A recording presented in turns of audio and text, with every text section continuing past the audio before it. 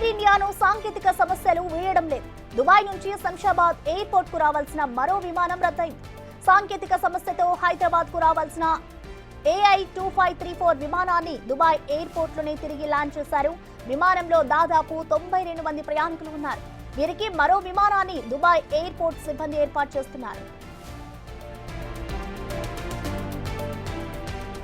Air ఇండియాను సాంకేతిక సమస్యలు వీడడం లేదని చెప్పుకోవాలి. దుబాయ్ నుంచి ఇటు శంషాబాద్ ఎయిర్పోర్ట్ కు రావాల్సిన మరో విమానం ప్రస్తుతం అయితే రద్దయింది. సాంకేతిక సమస్యతో హైదరాబాద్ కు రావాల్సిన AI2534 విమానాన్ని దుబాయ్ ఎయిర్పోర్ట్ లోనే తిరిగి ల్యాండ్ చేశారు.